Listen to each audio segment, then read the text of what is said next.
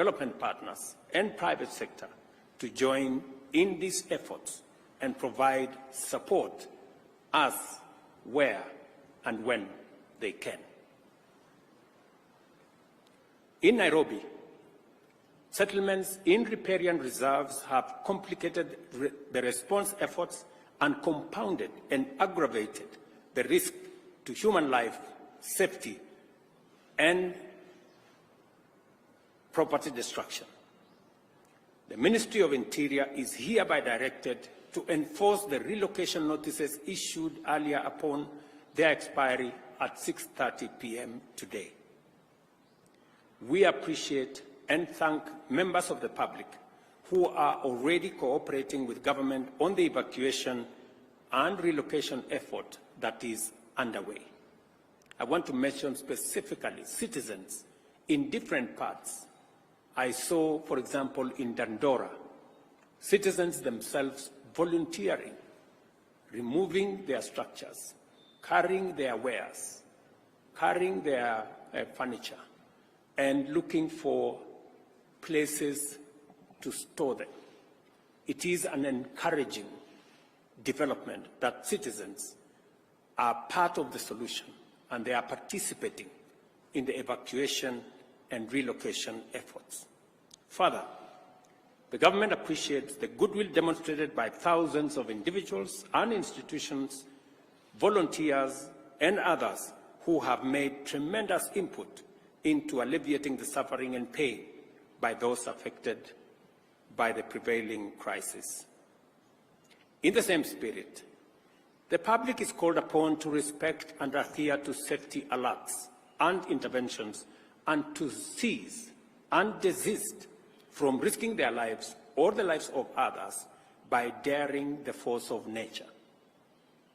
Kenyans must avoid endangering their lives by recklessly attempting to cross flooded rivers or drive on waterlogged roads.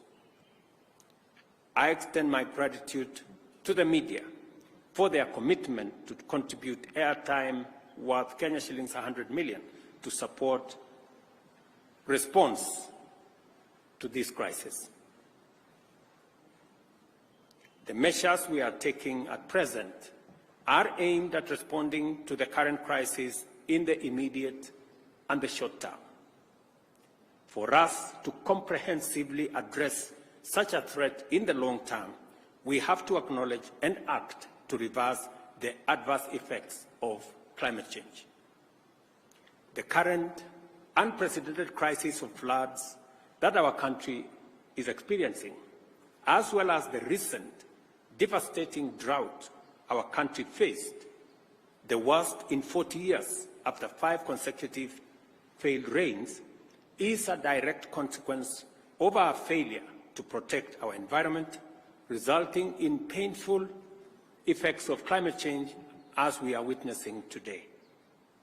Our country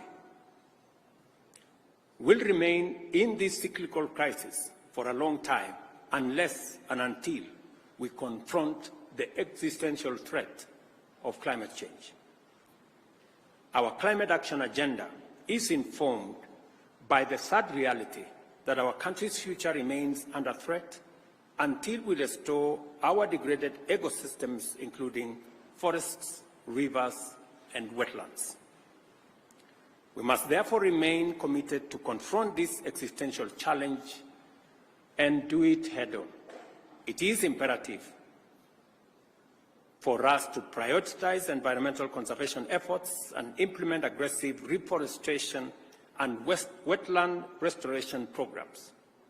Scientific evidence indicates that restoring our natural habitats is our best defense against escalating weather extremes.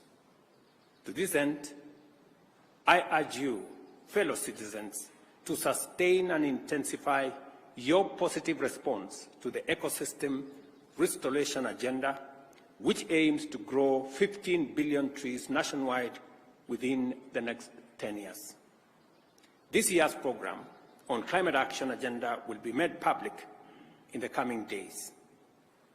The Ministry of Environment and Climate Change and Forestry is hereby directed to immediately expedite the implementation of the Ecosystem Restoration Program and work with all ministries, departments, and agencies and other stakeholders to provide a whole of government, whole of society, whole of nation program.